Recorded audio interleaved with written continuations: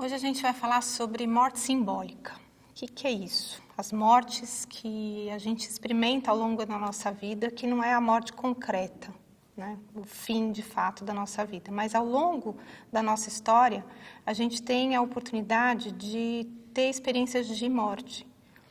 Seja por momentos da nossa vida que vão terminar e não voltam mais, coisa básica do tipo a adolescência, ela termina. Tem muita gente que se comporta como adolescente, mas de fato o tempo da adolescência termina. Quando termina o seu tempo no colégio, começa o seu tempo de faculdade. E aí você vai viver uma morte simbólica da despedida da sua turma, da sua história na época do colégio. Aí você começa uma nova história. Sempre depois de uma morte simbólica tem uma outra vida, sem necessariamente passar pelas nuances de reencarnação. Mas tem, de fato, momentos que a gente vivencia a morte simbólica na nossa história, que o que vem depois é como se fosse uma reencarnação. É uma reedição de existência. A morte simbólica, ela acontece toda vez que a morte de um processo, de uma história, de um tempo, aparece na nossa vida. Às vezes é uma morte anunciada, você sabe que a faculdade vai terminar. Às vezes é uma morte não anunciada, do tipo o fim de um casamento, o fim de uma relação. Você recebe a notícia de que aquilo acabou. Você é demitido, então você recebe a notícia que o seu tempo de trabalho acabou. Como que é lidar com a morte simbólica?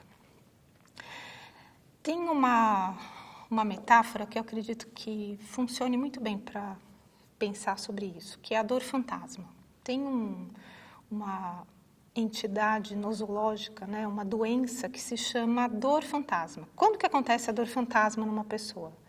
Ela tem uma doença no membro, vamos pensar um pé diabético, uma pessoa que tem diabetes e tem dor naquele pé, e o pé começa a ter uma doença que não tem controle e precisa ser amputado. Você tem a dor daquele membro registrada no cérebro.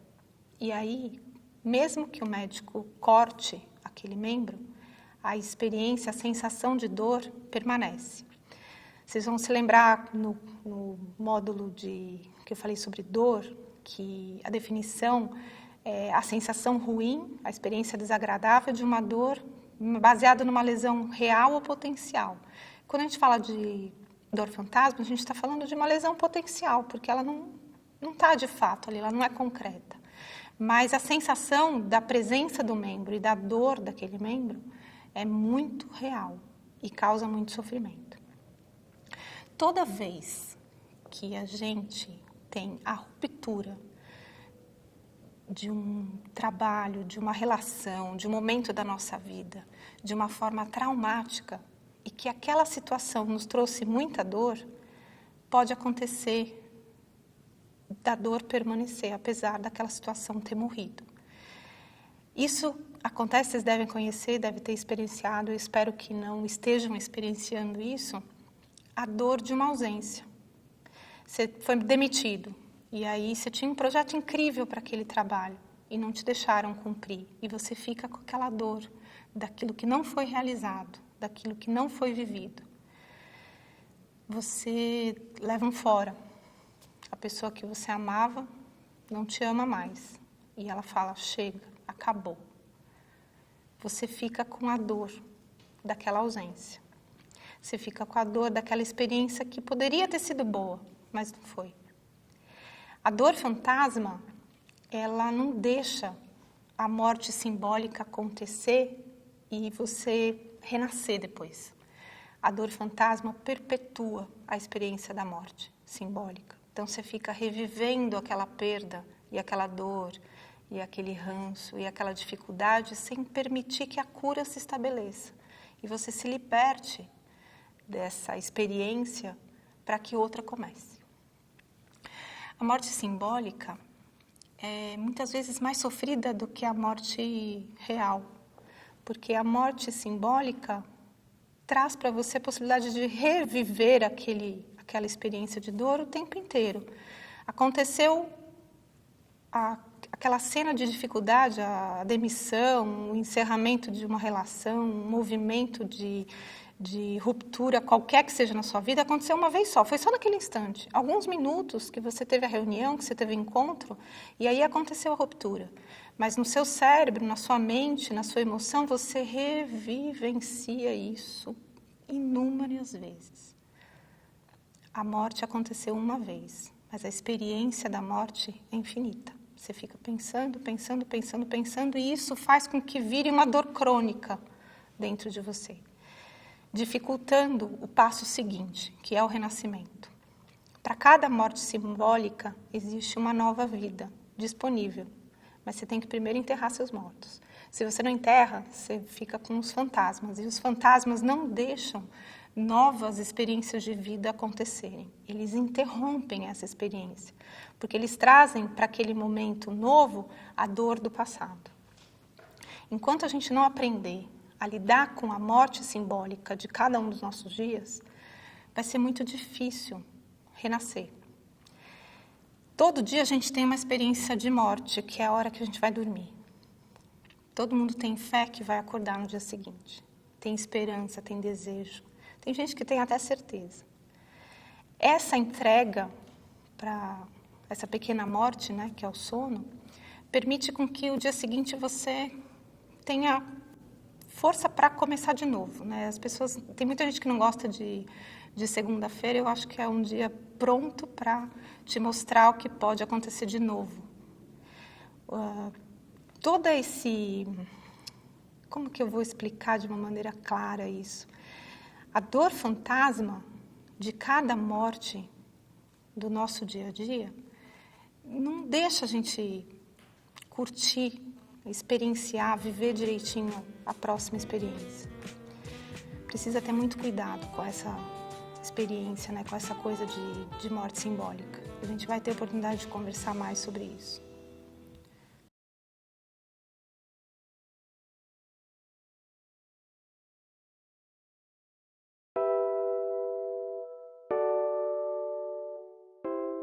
Agora a gente vai conversar sobre perder. Eu preciso contar para vocês que vocês vão perder. Se vocês não perderam alguma coisa até hoje, é porque vocês não perceberam. Mas a perda está em cada um dos nossos dias, ela está disponível. Quando a gente nasce e cresce no seio da família saudável, que a gente chamaria de saudável, a experiência de perda muitas vezes é colocada como uma coisa assim pequena. Não, olha, da próxima vez você vai conseguir, né?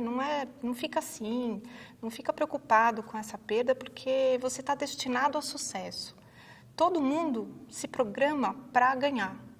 Sempre é possível o sucesso. A gente só acredita que vai dar certo, mas de fato pode dar errado. O que é dar errado? É perder. Não existe nenhum tipo de aprendizado na escola, ou no seio da família, ou em nenhum curso de autoajuda, como perder. Eu acho que eu não me lembro de ter visto nenhum livro que ensinasse a perder. Quando você entra numa briga, se você entra para ganhar, você já perdeu.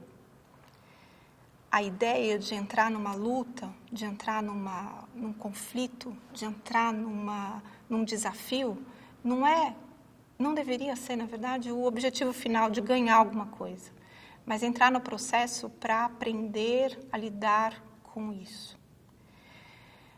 Perder, hoje em dia, é um sinal de fracasso.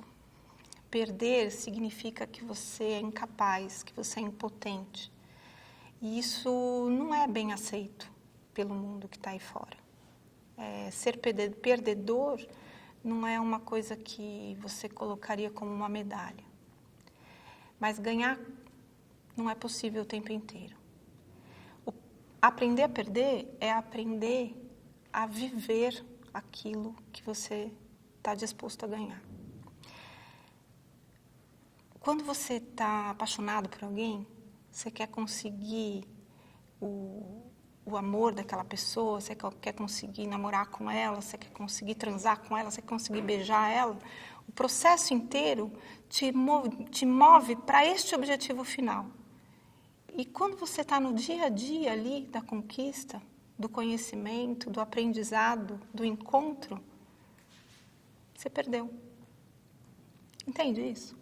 O próprio processo de conquista é um ganho. Sempre é um ganho. Mas se você olha só para o objetivo final, você já perdeu. Você perdeu o processo. Você perdeu todo o aprendizado que o dia a dia daquele processo te trouxe. Quando a gente perde um emprego, vamos dizer assim, né?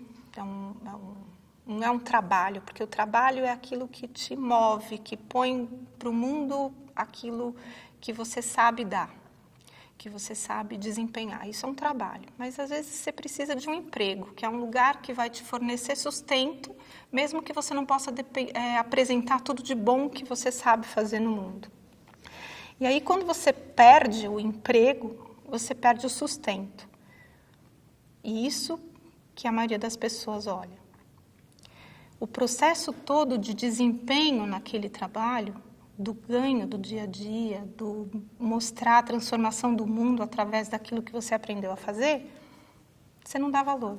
Só que isso é o que a gente nunca perde. A experiência nunca é perdida. Objetos, situações, tempo, pessoas podem ser perdidos. A experiência jamais é perdida. Nunca. Não tem como você abrir mão de tudo que você viveu numa relação. Não tem como você abrir mão de tudo que você aprendeu num trabalho. Não há como abrir mão de tudo que foi vivido no tempo que aquilo durou. Então, aprender a perder é muito mais fácil do que a gente imagina. Basta você aceitar que tudo é ganho. Tudo ao longo do processo da vida é receber. É se acrescentar de experiências, é se acrescentar de potenciais. É através da experiência da perda que você consegue transpor esse processo da morte simbólica. A experiência da perda tem em si mesma a semente da cura. Se você não aceitar que perdeu, você não tem como ganhar nada depois disso. No hospice, eu recebi um paciente, um homem, muito iluminado. Hospice é um lugar onde as pessoas são encaminhadas, um lugar para onde as pessoas são encaminhadas para receberem cuidados paliativos exclusivos. É uma fase bem avançada de doença, onde a família não tem condição de cuidar em casa, então o paciente vai para lá. Esse homem tinha 44 anos, um cara bem jovem. E alguns meses, 3, 4 meses antes dele chegar onde ele estava, a dor nas costas levou ele a procurar um médico no pronto-socorro. Você vê, dor nas costas é uma coisa meio que comum, né? E para ele estava muito difícil lidar com aquela dor e os remédios comuns não estavam conseguindo ajustar, aliviar a dor dele. Ele foi para o pronto-socorro, lá fizeram um exame de sangue, porque ele estava meio pálido, meio abatido, e fizeram um exame de imagem da coluna dele. E o diagnóstico foi câncer em todas as vértebras da coluna. E por causa dessa invasão do câncer, esse moço não tinha mais hemoglobina. Ele estava com uma anemia muito grave. A hemoglobina normal é em torno de 12. E nessa ocasião ele estava com um nível de 6. A hemoglobina nesse nível dá muito cansaço. E somado a esse cansaço, esse moço tinha uma dor muito intensa. E aí, pelo fato dele ser um paciente testemunha de Jeová, vocês sabem que essas pessoas não recebem sangue, não aceitam a transfusão de sangue. E ficou estabelecido que ele estaria em cuidado paliativo exclusivo. Ele chegou com muita dor e muito cansaço. E eu, sabendo tratar desses sintomas, fiz prontamente as intervenções que eu julguei necessárias. E prontamente ele respondeu a esse tratamento. Em menos de 24 horas ele estava completamente sem dor. E o cansaço dele foi melhorando progressivamente. Esse moço melhorou tanto no hospice que chegou um dia um pedido muito esquisito para mim. Ele me chamou no quarto dele e falou: doutora Ana, eu sei que eu estou em cuidado paliativo, eu sei que eu tenho um câncer que não tem cura, mas eu estou tão melhor nessas últimas semanas, eu estou me sentindo bem como eu como eu tinha me sentido nos últimos anos. Será que é possível a gente fazer um hemograma? Não deixa de passar pela minha cabeça a possibilidade de um milagre, a senhora entende? E eu falei para ele, nem pela minha deixa de passar, porque está muito estranha essa história. Vamos fazer o hemograma. Aí a gente escolheu esse hemograma e no dia seguinte meu celular enlouqueceu, porque eu recebi a ligação seguida, tanto do hospice como do laboratório que tinha feito o exame. Eu atendi a moça do laboratório, ela me disse, olha, doutora Ana, a senhora me desculpe, mas deve ter tido algum engano, colheram o exame desse paciente do braço que ele recebe soro, porque não é possível esse resultado.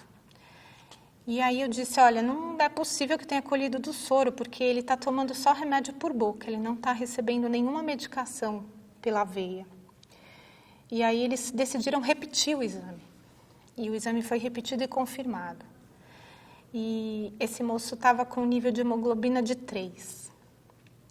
Quando eu recebi esse resultado, eu cheguei em casa e tirei o diploma de médica da parede, porque eu vi que o que eu aprendi na faculdade só podia servir de base para mim, não era meu horizonte. Não me explicaram como que uma pessoa com um nível tão baixo de hemoglobina poderia estar tão bem. Conversando, tomando banho, comendo e se sentindo tão feliz como muitos anos, tão bem como há muitos anos ele não se sentia. E eu tive que contar essa história para ele, falar que o exame estava muito pior do que quando ele chegou. E quando eu contei para ele teve uma reação totalmente inesperada. Ele sorriu para mim e me agradeceu. Quando ele fez isso, eu tirei o avental, puxei uma cadeira, sentei na frente dele e falei, agora me explica. Eu perguntei para ele como que dava para chegar naquele espaço que ele estava vivendo desse jeito. Aí ele me disse assim, doutora Ana, tudo que eu acreditei na minha vida é verdade. Nesses últimos meses eu tenho colocado à prova tudo aquilo que eu pensei que fosse o verdadeiro sentido da vida. E eu devo isso para o meu pai. Ele me disse que o livro da vida tinha 2 páginas. Na primeira página, você encontraria as respostas diante dos momentos mais difíceis que você estivesse vivendo. Então, no momento da adversidade, você abriria o livro e lá estava a resposta. Tudo isso vai passar. E aí, quando tudo estiver dando certo na sua vida, você deveria ler a segunda folha deste livro, a segunda página desse livro. E aí nessa página está escrito, isso também vai passar. A grandeza desse ensinamento é tão superior a qualquer tipo de dogma, qualquer lista de prioridades, tem aqueles guidelines, como fazer a vida dar certo, como ser ganhador, como ser vencedor. Nada disso tem valor perto desses 2 ensinamentos. Se você entende que tudo que você está passando de difícil, de ruim, vai passar, e que tudo que você está vivendo de bom e de valioso, de intenso também vai passar, faz com que, quando você estiver na adversidade, na dificuldade, no momento da perda, seja mais fácil. Alivia teu sofrimento. E quando você estiver no auge da sua vida, no auge de uma relação, no auge de um trabalho, de um projeto, você aproveite tanto aquilo exatamente pelo mesmo motivo, porque vai passar.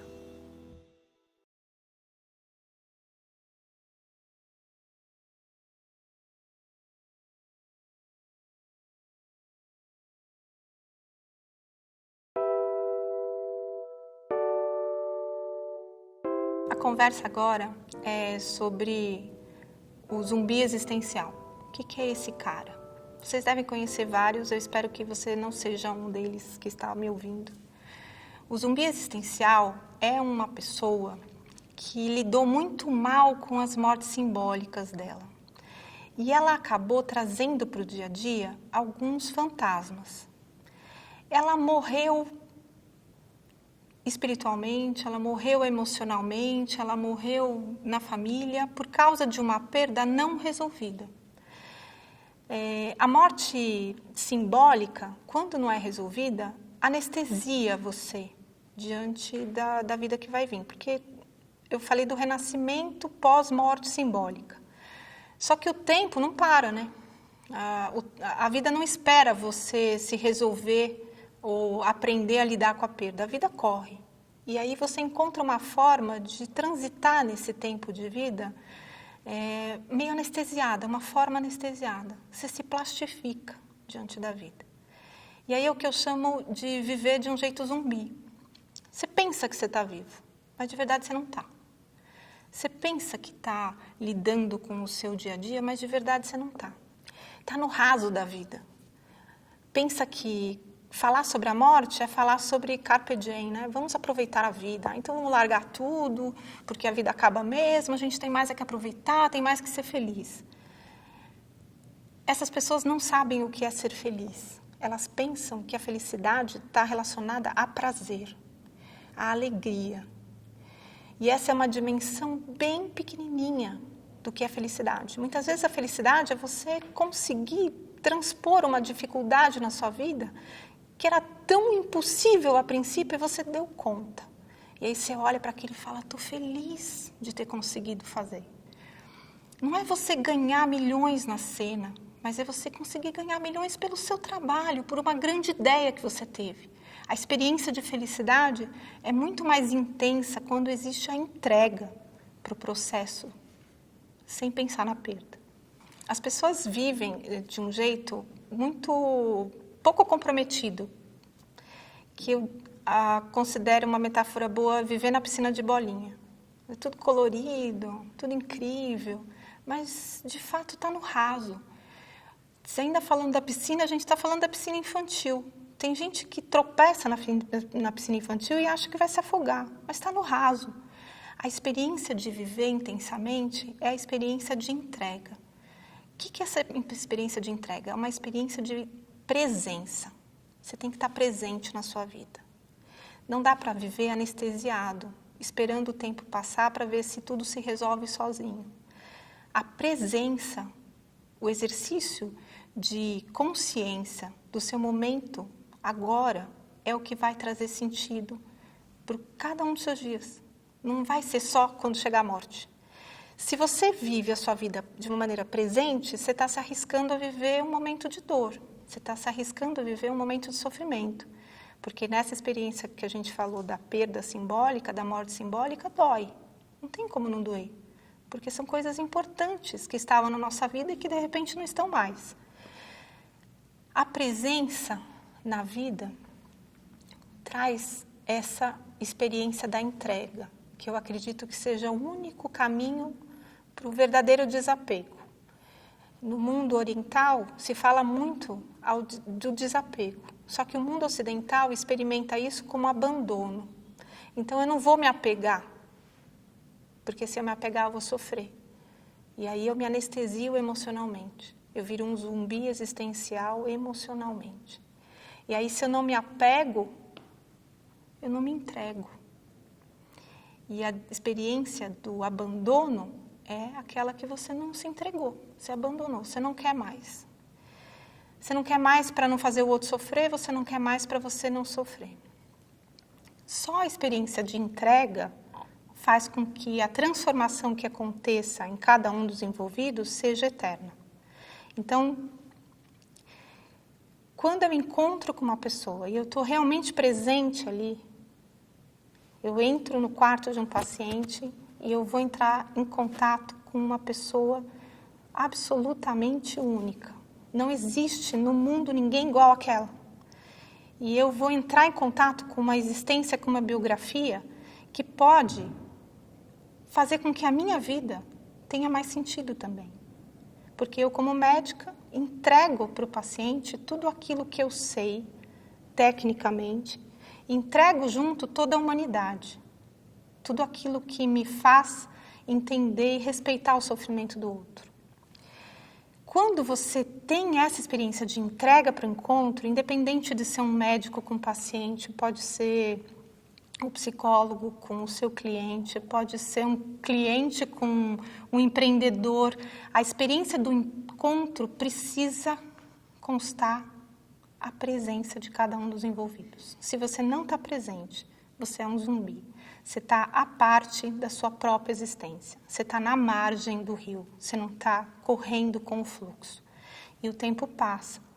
E a percepção de ser zumbi talvez aconteça um pouco tarde, lá no final da vida. Quando a doença bate na sua porta, ela tira essa anestesia e faz você entrar em contato com a dor daquilo que você perdeu de viver. E nesse momento aqui esse momento pode ser bem difícil, porque é o momento do arrependimento, onde você olha e vê que não tem mais tempo para você resolver aquilo que você devia ter vivido. Para não se arrepender, o primeiro movimento é fazer tudo de uma maneira inteira. Pensamento, voz, sentimento, corpo e atitude coerentes com aquilo que você está vivendo.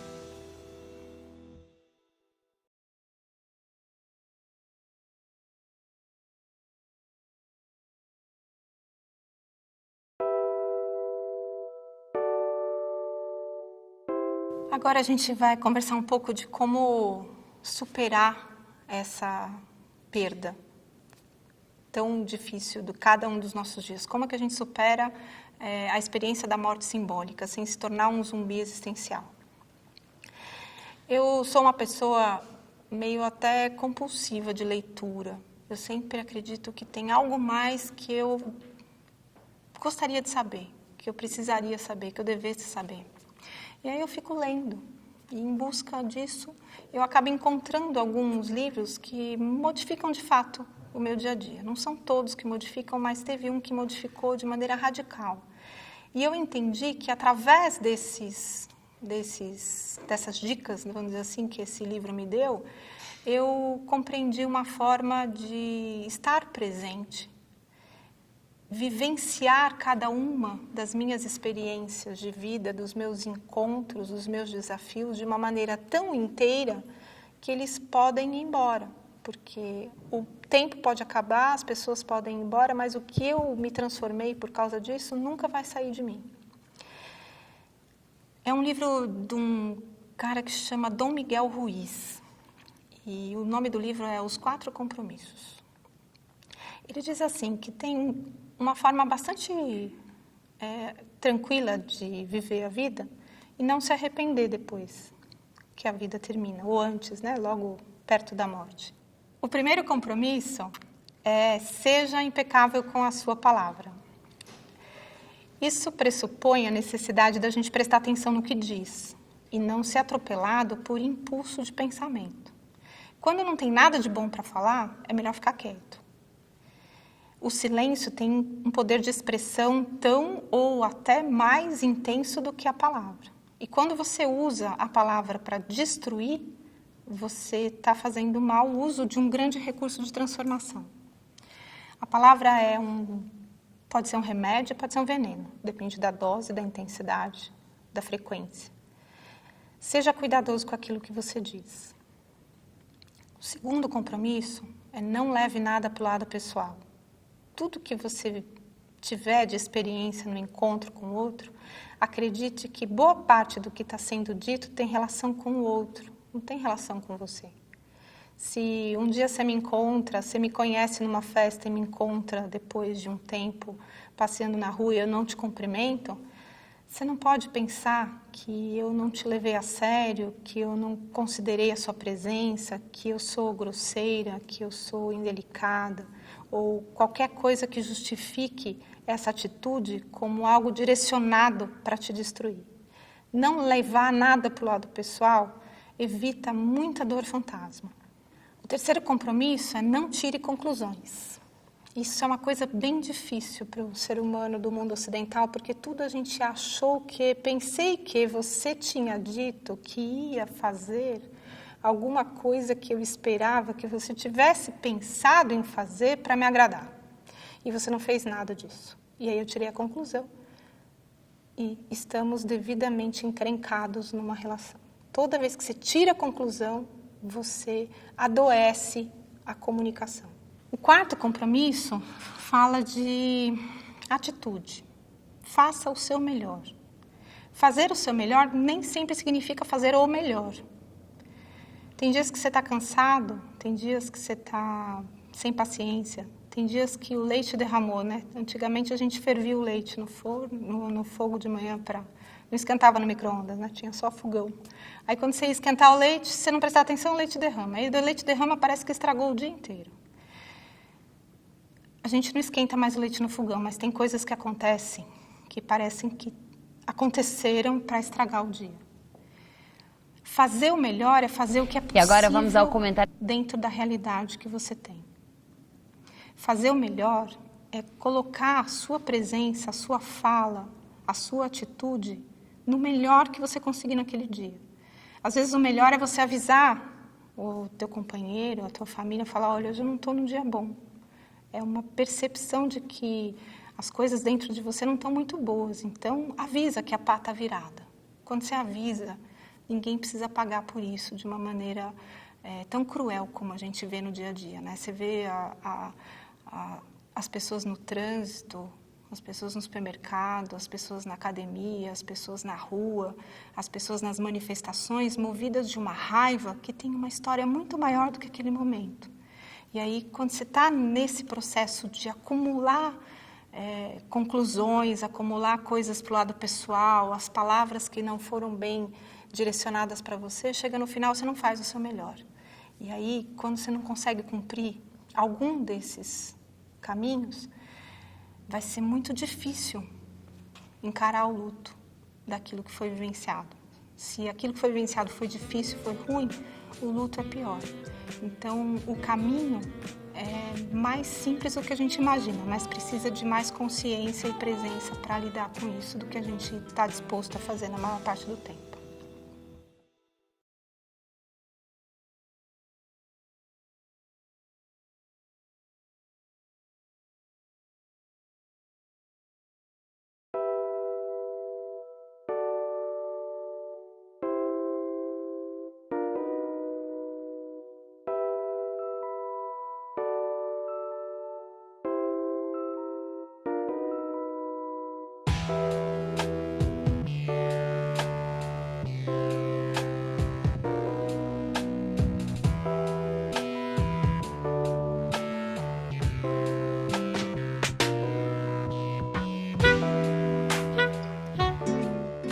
Hoje nós vamos falar sobre o que é cuidar.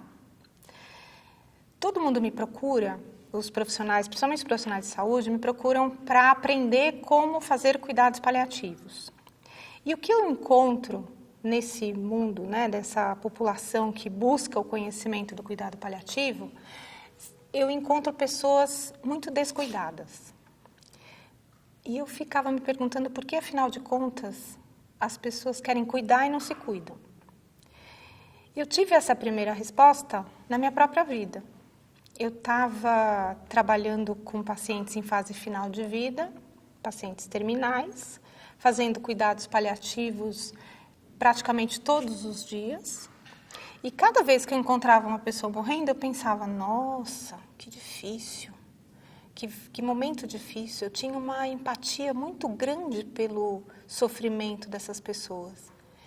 E aí eu entendia que era muito mais necessário eu me dedicar ao cuidado delas, porque elas precisavam mais de mim do que, por exemplo, os meus filhos. Meus filhos estavam ótimos, minha mãe cuidava deles, eles iam para a escola, estavam felizes, alegres, saudáveis.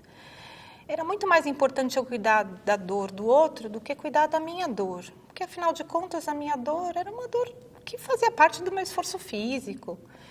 Era muito mais importante eu cuidar do sono dos meus pacientes do que do meu, porque, afinal de contas, o sono deles é mais valioso, eles estão sofrendo.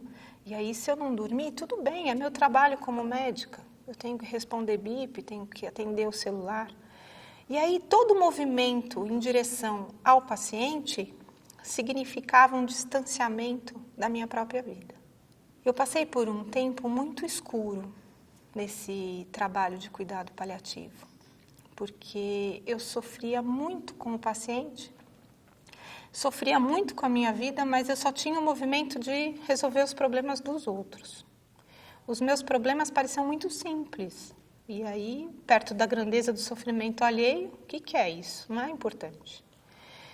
E eu percebi que fazer isso era um grande ato de hipocrisia da minha parte. Eu me dei conta disso quando eu participei de um evento na Associação Paulista de Medicina, onde teve uma apresentação do Gandhi. O João Signorelli foi fazer essa apresentação no Dia da Mulher, lá dentro da Associação Paulista de Medicina. E eu cheguei para aquele evento meio num grande sacrifício, porque foi um dia de muito trânsito, estava chovendo em São Paulo, águas de março, fechando o verão, e entrei na Associação Paulista de Medicina com muita dor nas costas e com muitas preocupações dos meus pacientes, e não tinha nem lugar para sentar, de tão cheio que estava o auditório, e começou a apresentação. Tive dificuldade de prestar atenção no início, porque eu estava com dor, mas chegou um determinado momento que parecia uma coisa até meio surreal ali no palco. O ator parecia encarnar o Gandhi, era uma coisa tão real, tão intensa.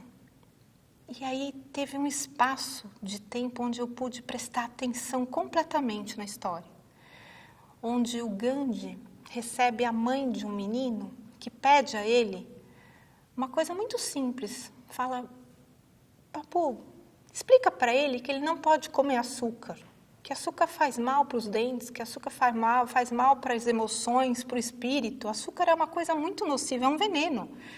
E ele insiste em comer açúcar, mas se você falar para ele não comer açúcar, eu tenho certeza que ele vai ouvir. Aí o Gandhi olha para a criança, olha para a mãe e fala assim: você pode voltar daqui uma semana? Aí a mãe acha meio estranho e fala: tudo bem, eu volto daqui uma semana.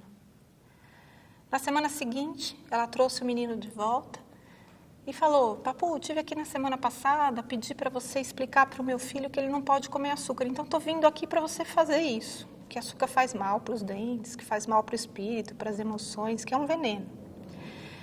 Aí o Gandhi agacha, olha nos olhos da criança e diz: meu bem, não coma mais açúcar. Açúcar faz mal para os dentes, faz mal para as emoções, faz mal para o espírito. O açúcar é um veneno. E aí a mãe não se contém e pergunta para ele: você pode me explicar por que você não fez isso a semana passada?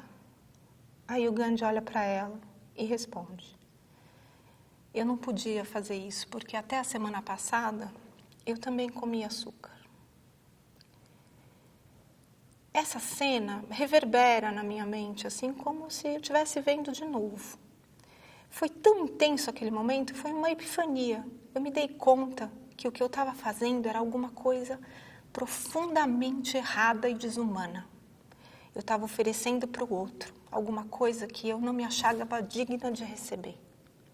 Alívio do sofrimento físico, emocional, espiritual, social e familiar. Eu queria dar isso para os outros porque eu não era capaz de trazer isso para a minha própria vida. Naquele momento eu fiquei meio quase catatônica diante do Gandhi. Eu tinha certeza que ele estava falando aquilo para mim. Eu não fui capaz sequer de aplaudir. Eu saí de lá e comecei um movimento muito comprometido em relação ao meu autocuidado. Porque para dar conta de você cuidar de alguém na intensidade que é necessária no momento de morrer, você precisa ter esse mesmo compromisso com a sua própria vida. Não dá para você cuidar do outro e deixar o seu cuidado à míngua, sem se comprometer com a sua própria vida. Não dá para você se comprometer com a vida de outro. Quando eu fiz esse movimento, eu mudei completamente a experiência do encontro com o paciente, que muitas vezes passava pela pena. Eu falo, quando o medo toca no outro, ele chega no outro através da pena. Pena é o pior sentimento que um ser humano pode ter por outro. Acho que é pior do que odiar até, você ter pena de alguém. E aí, quando eu comecei a fazer esse movimento de autocuidado, né, de ir para terapia, de cuidar do meu corpo, de cuidar da minha alimentação, rever as minhas relações, a minha posição dentro da minha própria vida, eu passei para um outro nível de entendimento do sofrimento do outro. Eu passei para o nível da compaixão. A compaixão toca o outro através do respeito e do amor. A gente entende que aquilo é muito grande, é muito forte. E você respeita a força daquela pessoa que está passando por isso. Quando você olha para um paciente, você olha para um familiar e você tem pena dele, na verdade, você está dizendo que você não é capaz de passar por aquilo. Então, se você não é capaz e ele é maior que você. Então, baixa a bola. Modifica o status de funcionamento. Não é um ser superior que cuida de um inferior, mas é alguém que está recebendo o privilégio de aprender através da vida, do tempo de vida de uma pessoa grandiosa, super potente, admirável, que é o verdadeiro herói. O herói, na minha opinião, não é o cara que foge da morte, que consegue enganar. Ele é malandro até certo ponto. Herói de verdade é aquele que encara todos os momentos da sua vida, inclusive o fim dela.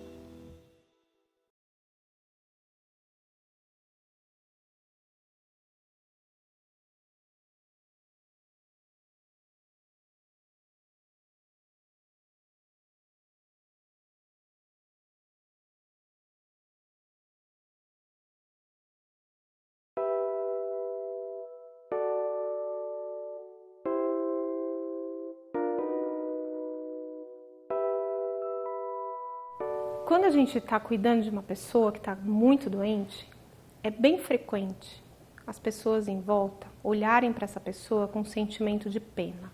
E os comentários a respeito dessa situação invariavelmente passam por uma expressão do tipo: coitado, coitada, está passando por isso, coitada, não merecia isso, coitada ter que passar por isso nessa altura da vida. Eu acredito que não tem nada pior para uma pessoa que está numa condição de finitude, sentir a pena de pessoas à volta dela, especialmente quando ela sente a pena das pessoas que estão cuidando dela, das pessoas que estão entrando em contato no dia a dia desse cuidado. A pena é um sentimento muito nocivo para a pessoa que está recebendo cuidado. Por quê? Quando a gente sente pena por uma pessoa, o que está tocando ela é o nosso medo. Quando eu tenho pena de uma pessoa, eu estou dizendo que eu tenho medo de passar pelo que ela está passando. Então, a legenda desse sentimento é que eu não sou capaz de passar por aquilo que ela está passando. Então eu olho e falo: coitada, está passando por isso, está com câncer avançado, ou está com um filho passando por um câncer, por um processo de doença grave, por um câncer, por uma leucemia. E aí, quando eu olho dessa forma, eu diminuo a força dela. Eu deixo essa pessoa numa condição de inferioridade. Mas de verdade, na legenda eu estou dizendo que eu não sou capaz de passar por aquilo. Então o inferior nessa relação sou eu. Quando você tem medo, você sente pena. Quando você sente amor, você tem compaixão pela pessoa. O que é a compaixão? É quando você olha para aquela pessoa e você tem certeza que dentro dela existe toda a força necessária para dar conta de passar por aquele processo todo. Que ela é uma fortaleza, na verdade. E que você ali do lado dela está de aprendiz de toda essa força, de toda essa coragem, que ela está enfrentando essa doença, está enfrentando essa fragilidade, essa vulnerabilidade, a dependência. E você está ali do lado aprendendo. Você não está oferecendo grande coisa. Você está recebendo grande coisa. O profissional de saúde que está envolvido nos cuidados das pessoas nessa fase da vida, ele tem como grande ferramenta no seu trabalho uma coisa que a gente chama de empatia. A empatia é a capacidade da pessoa de se colocar no lugar da outra, de sentir o que ela está sentindo, o que o outro está sentindo. Nós consideramos isso uma capacidade de muito valor, uma virtude, né? Você ter empatia pelas pessoas é algo muito valioso. Só que a empatia é algo de muito valor, mas também de muito perigo, principalmente para o profissional de saúde. A capacidade que a gente tem de se colocar no lugar do outro faz com que muitas vezes a gente se coloque no lugar do outro, sinta o sofrimento dele, mas em tal intensidade que sufoca, que nos aprisiona nesse sofrimento. Você vai em direção ao outro e você não consegue voltar para dentro de você. Eu uso uma metáfora para as pessoas entenderem um pouquinho melhor o que significa essa coisa de ir para o lugar do outro e conseguir voltar, que é a condição de você dirigir um carro que tem uma quantidade limitada de combustível. Sabe esses carros que tem agora, que tem no painel assim, eles têm um computadorzinho dentro que diz a autonomia dele, quanto que tem de combustível, ele diz quanto que você consegue, quantos quilômetros você consegue andar com aquela quantidade de combustível.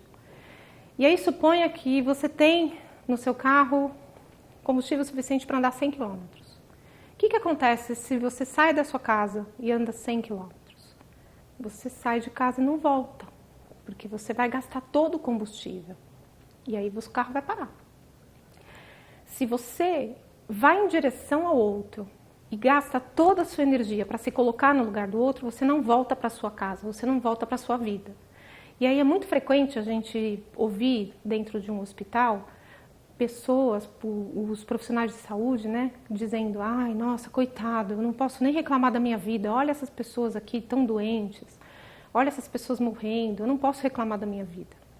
Quando ele diz isso, ele está dizendo que a vida dele vale menos do que a vida daquelas pessoas que estão gravemente doentes. E quando ele diz isso, ele age dessa forma. Ele não leva a sério as relações dele, ele não leva a sério a saúde dele. E aí, quando ele faz isso, ele adoece. Ele adoece afetivamente, ele adoece socialmente, ele adoece fisicamente. É claro que a gente vai viver situações onde nós, muitas vezes, vamos ter que passar o nosso limite.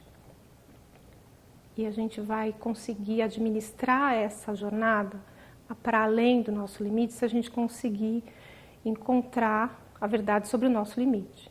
O processo que nos salva do risco da empatia, da fadiga de empatia, que é conhecida como fadiga de compaixão, que eu já vou explicar o que é você conhecer o seu limite. O processo de autoconhecimento do profissional de saúde é fundamental para que ele possa trabalhar com pessoas no fim da vida de uma maneira onde ele esteja salvo do sofrimento do outro.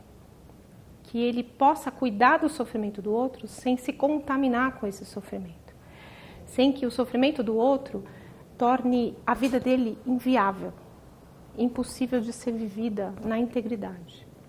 A fadiga de compaixão é uma doença que acomete principalmente profissionais de saúde e as pessoas que trabalham como voluntárias. Essas pessoas são expostas constantemente ao sofrimento alheio. E de tanta exposição ao sofrimento, elas se contaminam com esse sofrimento. Essa situação clínica também é conhecida como síndrome do estresse traumático secundário. E aí é uma situação grave, de instalação aguda, que tem sintomas psiquiátricos mesmo. A pessoa pode ter até alucinações, ela pode ter distúrbios de comportamento, ela sente um esgotamento emocional, físico, existencial, e ela acaba ficando com muita dificuldade de continuar a cuidar de pessoas em sofrimento. Ela fica exausta. O termo correto não deveria ser fadiga de compaixão, porque a gente sabe que compaixão é impossível de acabar. Porque na compaixão você está protegido de se esgotar do cuidado. Você sempre vai ter fonte. Por quê? Na compaixão você sabe quem é você e quem é o outro. Você não se anula para cuidar do outro. E aí é graças a essa força que você sabe que tem, que você consegue fazer com que o outro encontre nele essa força para ele dar conta do processo da vida dele, do desafio que ele tem pela frente para enfrentar a doença, para enfrentar o final da vida dele. Na empatia, você tem uma troca de sentimentos. Eu consigo me colocar no lugar do paciente e sentir o que ele sente. Só que muitas vezes o que ele sente é impotência, é incapacidade, é medo, é abandono. E aí eu consigo me colocar no lugar dele e sentir a mesma coisa que ele está sentindo. E aí somos dois impotentes, somos dois abandonados, somos dois solitários. Então a empatia traz para nós esse risco da gente se colocar no lugar do sentimento do outro, sentir a mesma coisa que ele sente e sofrer como ele sofre. A empatia é uma habilidade que faz com que você consiga se colocar no lugar do outro e sentir o que ele sente, é uma troca de sentimentos. Então eu posso me colocar no lugar da outra pessoa e sentir a impotência dela. Eu posso sentir o medo que ela sente, eu posso sentir a solidão que ela sente. E aí somos duas pessoas sentindo impotência, somos duas pessoas nos sentindo solitárias, somos duas pessoas nos sentindo abandonadas. E aí as duas pessoas sozinhas, abandonadas e impotentes não saem do lugar.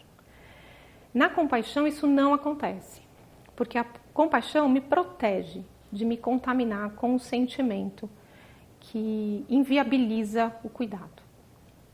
Na compaixão eu sei quem eu sou e eu sei que eu não sou o paciente. Na compaixão eu entendo que a pessoa tem a necessidade dela e que eu preciso ouvir qual é a necessidade dela.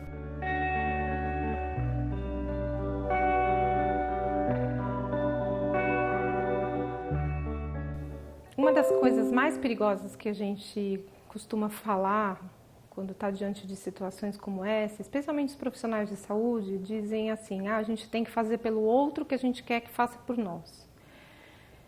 A pior coisa que você pode fazer pelo outro é alguma coisa que você quer que faça por você. Porque quando você faz isso, você está fazendo alguma coisa que você quer que faça por você. E aí você está transformando o outro num simples objeto de satisfação das suas expectativas frente àquela situação que está acontecendo. Isso não é justo. Você tem que fazer pelo outro o que o outro quer que seja feito por ele. Então, a melhor lei que a gente pode utilizar nessa situação é ouça como você gostaria de ser ouvido. Quando você faz esse movimento de perguntar para a pessoa o que ela quer que seja feito, você traz a possibilidade dela se tornar protagonista da história dela. Ela vai decidir o que tem que ser feito. Ela não vai ser um objeto de solução das expectativas das pessoas que estão à volta dela.